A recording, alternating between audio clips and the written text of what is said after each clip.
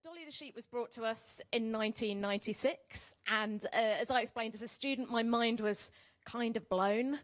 And then 10 years later, as someone who was communicating about genetics, working for Cancer Research UK, explaining the latest advances to the public, a paper came out that blew our minds even further. And that was from our next speaker, Professor Shinya Yamanaka, Nobel laureate and discoverer of what's known as IPS, or inducible pluripotent stem cells, and he's going to explain all about that technology. He's now director of the Center for IPS Research and Applications at Kyoto University in Japan, and he's also senior investigator at the UCSF School of Medicine in San Francisco, and I believe spends most of his time in an aeroplane across the Pacific.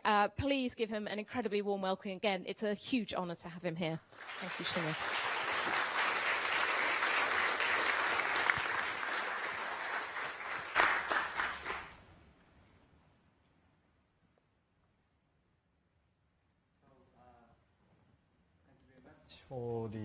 For the kind introduction. Good evening, everyone. I feel so honored to be here today. I was so happy to sing happy birthday to Dolly with all of you, especially with Dr. Ian Wilmot. So thank you so much again. 20 years ago, I was struggling. I was having a hard time. I had just finished my postdoc training. I had just come back from United States, back to Japan. I did not know what to do as a new independent scientist. I was actually almost depressed. But one day, 20 years ago, I was astonished.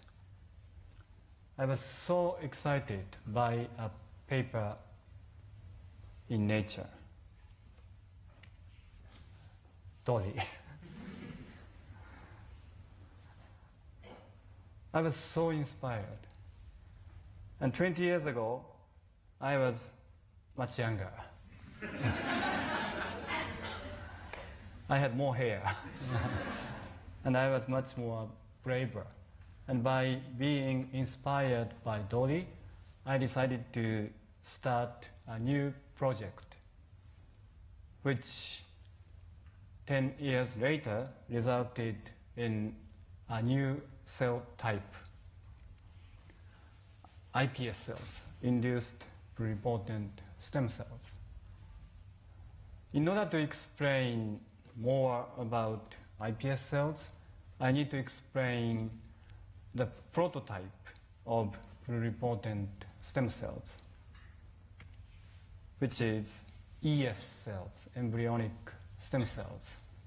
As you know, ES cells were first derived from mouse embryos in 1981, and then from human embryos in 1998. ES cells are so important in biology as well as in medicine because they have two very important and unique properties. The first property of ES cells, mouse and human, is their rapid proliferation. We can expand mouse and human ES cells as much as we want. Now we keep ES cells and other tissue culture cells in this kind of petri dish. And we can have hundreds of petri dishes of ES cells very easily. The second property is known as pluripotency. It's very important. From ES cells, we can make virtually all types of somatic and also germ cells, like brain cells, heart cells, liver cells.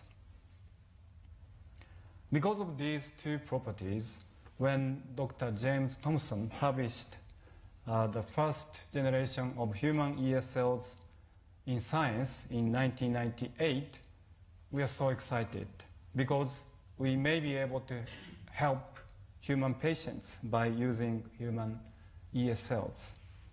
Patients suffering from these diseases and injuries, Parkinson's disease, spinal cord injury, cardiac failure, and so on.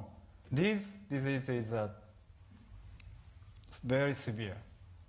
They make patients unable to move, unable to wake up, and eventually they kill patients. However, if you think about the cause of these diseases, these conditions, they are mainly caused by a loss of function, by dysfunction of just one type of cells. In the case of Parkinson's disease, it's dopaminergic neuron. In the case of cardiac failure, it's cardiac muscle cells. So now that we have human ES cells, we can create these dopaminergic neuron, neural stem cells, cardiac cells, whenever we want, and in a large quantity, because we can expand human ES cells as much as we want. And then we can differentiate human ES cells into any types of cells.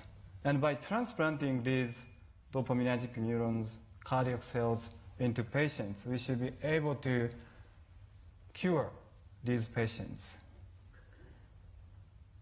It's so-called cell therapies.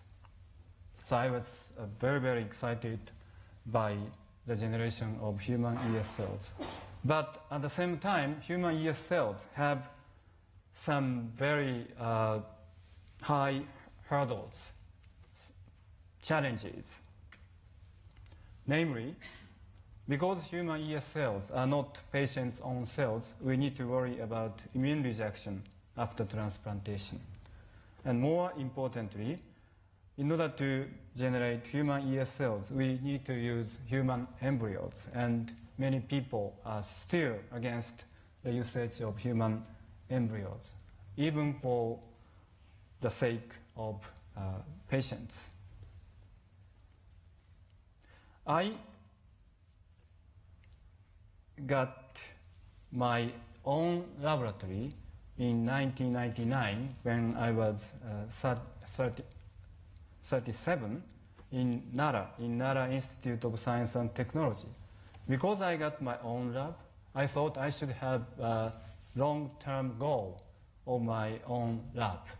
And by being inspired by Dolly, I decided to start a new project in which I try to generate ES-like stem cells, not from human embryos, but from patient-own somatic cells, such as skin cells or blood cells, by means of reprogramming. Again, I was very, very able to start this project because it taught us that cell differentiation can be reversible. Differentiated cells can be reverted back into the embryonic stage. By being encouraged by Dolly, by being inspired by Dolly, we started this project. And very luckily, in 2006, we succeeded in making ES-like stem cells from adult mouse skin cells. All we needed was the combination of 4 transcription factors shown here. It was surprisingly simple.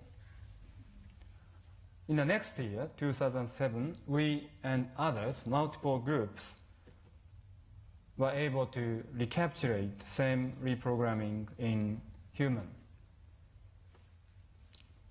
Initially, we used fibroblasts, skin fibroblasts, so we needed to perform skin biopsy. But now we can make IPS cells from many types of cells. For example, we can use peripheral blood. All we need is a small amount of peripheral blood sample, like 5 ml or 10 ml. By introducing those transcription factors to blood cells, we can convert blood cells into iPS cells, which are completely different from blood cells in morphology, in proliferation and differentiation potential. Once again, once they become iPS cells, we can expand these cells as much as we want. We can have hundreds of Petri dishes containing iPS cells. And after expansion, we can differentiate these iPS cells into many types of cells, such as beating cardiac myocytes. Once again, we can have hundreds of Petri dishes containing beating cardiac myocytes. Now that we have this technology, we are now trying to bring this to patients suffering from various diseases and injuries. There are two types of medical applications of iPS cells. The first one is, of course, cell therapy, which I described with human ES cells. We can do the same type of cell therapy with iPS cells. But there is another very important application of iPS cells, which is making disease models and by using iPS cells from patients. So we and many other scientists have been working very hard to realize these two medical applications of iPS cells. Kyoto University decided to launch a new research center exclusively for iPS cell. It is a Center for iPS Cell Research and Application, CIRA. It started in 2010. We have a very clear mission. It is to contribute to new therapies by using iPS cell technology. We have more than 500 people in Kyoto. We all have the same vision. We really want to help patients by advancing iPS cell technology. It is all started from Dolly, so I'm very, very grateful to her. Thank you so much for your kind attention.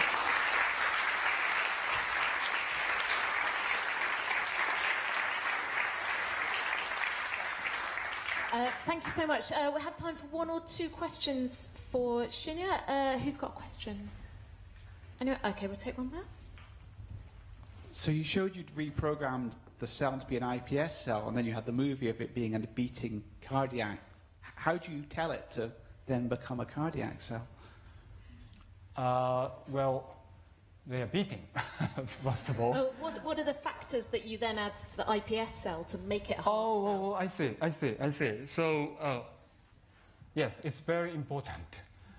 So we try to recapitulate what nature is doing during development, how cardiac myocytes, heart, derived from fertilized egg.